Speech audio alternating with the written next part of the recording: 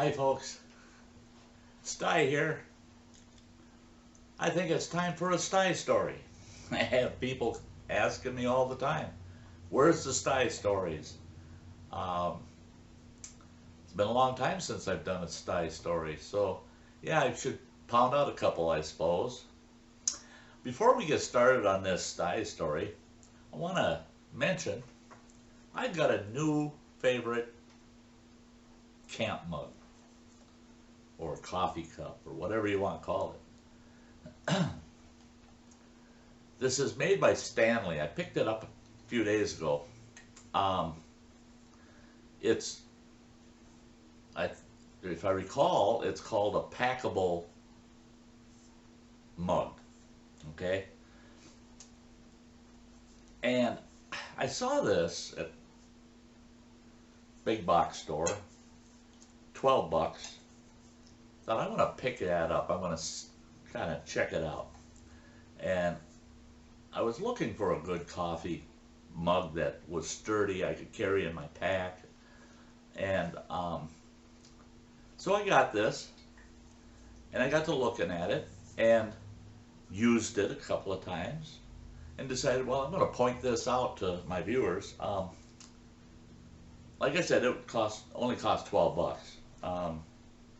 It's a double-walled, insulated, stainless steel cup. It holds 14 ounces. I'm going to talk kind of the pros and cons of it. I guess I'm doing a little product review on it. I didn't intend to do a product review, but it's my new favorite cup, and I'm going to give you the reasons why. And then I'm going to tell you what some of the downfalls are of it. But so I got home with this, and I was checking it out, and I thought, well, I'm going to kind of test it out a little bit. Here where I'm staying, I don't have a fire pit. So I didn't want to go hike somewhere where I could use a fire pit. So I just used the alcohol stove. Take the plastic lid off of it, and you just use the stainless steel container. Put that on an alcohol stove, and it takes a little bit longer. It took about 8 minutes to bring it to a boil. Where typically with my Stanley cook pot, which isn't insulated or double walled, it takes about 4 minutes. So it was almost twice as long to bring this to a boil. However, I was able to bring it to a boil without too much trouble. So that's a pro. That's great. I can boil in this. So I could sterilize water in it if I needed, or boil water to make coffee. Okay, it's got this little handle on it, and I'm not too keen about the handle. It's kind of clunky and big and unusual. I can see how I could maybe hang it from a shelter or hang it from a tree branch, or if you had a carabiner on your belt or your backpack, you could probably hang it from the outside of your pack. But I'm not too keen about this handle. The top is plastic. You cannot have this on there when you're heating this up. It's got a rubber seal inside of it. It would never be able to endure the heat of bringing this to a boil. After you bring it to a boil and take it off the heat, you could put this cap on. But during the process of boiling, you could never put that cap on there. It would melt. So that's kind of a drawback. What I really like is that it's full of coffee right now. Check that out. I mean, it doesn't drip a drop. I mean, it doesn't leak at all. I put this in my day pack and went on about an hour-long hike and pulled it out after the hour, and not a single drop. It stayed sealed, and the coffee was still hot in it after an hour. It's just like it was when I put it in there. So it's rated for like an hour and a half to keep things hot. I think it would actually go. It would stay warm, adequately warm, probably for 2 to 3 hours, depending on the outdoor conditions, of course. Okay, So that's a pro, that it's, I mean, that it's so watertight. Very nice. So it acts like a canteen even. What I like is I could get water in it, put the cap on it, throw it in my pack, go back to my camp, take the cap off, set this in the fire or on the stove, boil it to sanitize the water, put the cap back on, close it, throw it back in my pack. It would act like a canteen. Plus the fact that I could cook in it because it's all stainless steel. So that's a pro. Okay, now for one of the cons. I mentioned one of them, and that's that you can't have this cover on it while you're heating in it. The other one is the mouthpiece on this. It seals really well, and it opens nicely. It's a large mouthpiece. Down inside of it, there's a flap, a large flap, that's got another rubber seal on it. And this whole mechanism for the mouthpiece is made of 3 pieces. It seals nice, it works nice, it snaps shut, it's got a locking lever on it so that it won't accidentally get popped back open. The problem I have with it is the more moving parts you have, the more that can go wrong, the more things that can break and go wrong. So that's a drawback. The other drawback is these parts are very difficult to disassemble and take out of here. You can do it, and I did, and it was very difficult to get those out of there, and the amount of pressure necessary to remove them made me think this was going to break. So I can see that being a problem. And the other problem is if you don't disassemble it, cleaning the cap could be very difficult. It's going to take some effort to get this really clean. So those are the pros and the cons of this Stanley packable mug. But I like it. So this is my new favorite mug. Keeps coffee hot. Okay. On with the Sty story. All right. The title of this Sty story is Loony Fishing Trip. Okay. Now, this story goes way back, way back. I was just a little fella. I don't even remember how old I was. Probably maybe 6, 7 years old at the best. And we would camp up in northern Minnesota. We would go on vacation in northern Minnesota in what is now called the Boundary Waters Canoe Area. At that time, it was not. Now, the majority, almost, well, all of the actual Boundary Waters, you are not allowed to use motorized watercraft at all. You can't use a outboard motor at all. But back then, those restrictions weren't there because the Boundary Waters had not been designated as a natural preserve at the time. Well, so to get along with this story, I went out with my father and my grandfather fishing. We had this old wooden boat that the resort, we got with the cabin. And it was a big old boat, probably 16, 18 feet long, and it was made out of wood. It was a heavy fishing boat. And my dad, my grandpa, they liked that boat because it was really wide beamed and stable, and neither one of them could swim. And neither one of them would wear a life jacket. So they liked the boat because it was stable and they could get up and move around in it.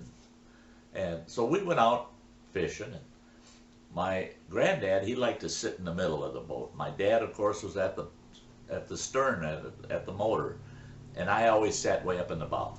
Okay, so we're out there fishing. We go into this little cove in this real remote lake. Nice calm water, beautiful little cove. and it had a deep drop off in the water, and we would fish for walleyes along that drop off. And if you're familiar at all with loons, loons love to dive for bait fish along these deep drop offs in these freshwater lakes.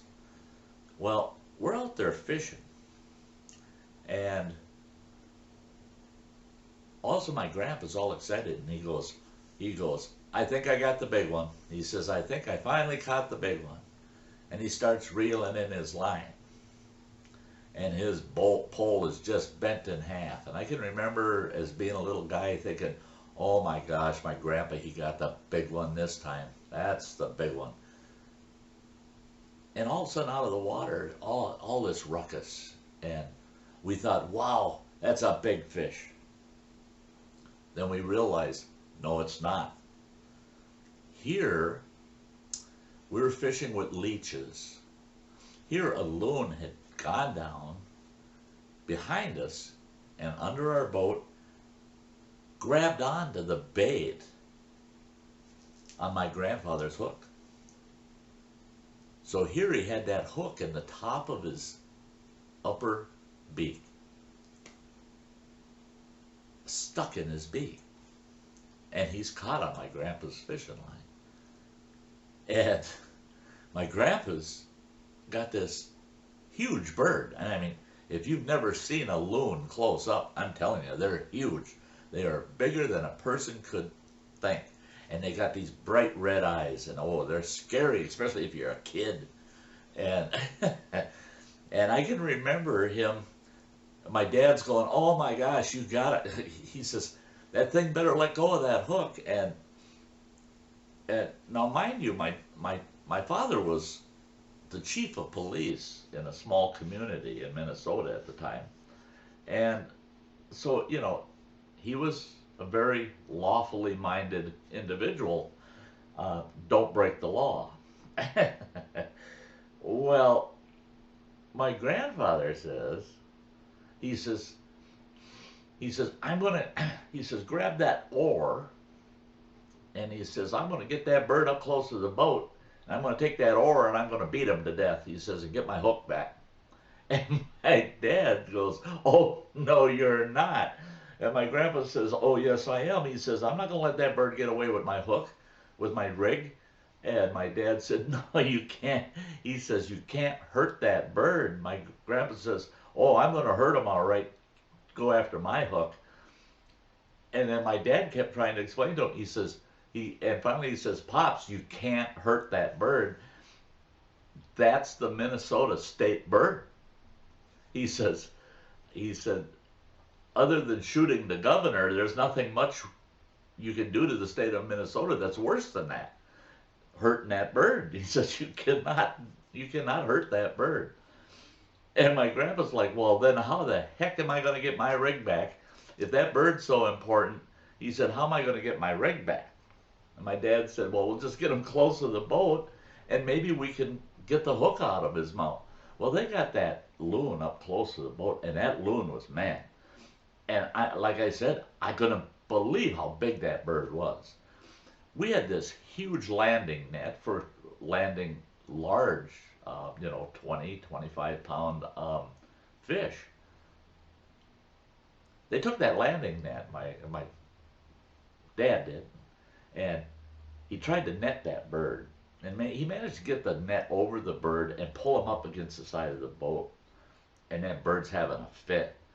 And he managed to take a wire cutter, and he managed to cut off the hook. And he cut the hook off, and it had just gone through the edge of the beak. So it didn't do a lot of damage to the bird's beak. Just had gone through the edge of the beak. And he got a hold of the tip of the hook and pulled the tip off. So the hook was completely gone out of the bird's beak. But every time he tried to reach for it, that thing's turning and trying to bite him. Well, and then they got this, their beaks are huge. And that thing's trying to peck at them. And my grandpa's kept insisting, I still think it'd be better if we just beat him with the oar. And finally, the hook was out of the bird.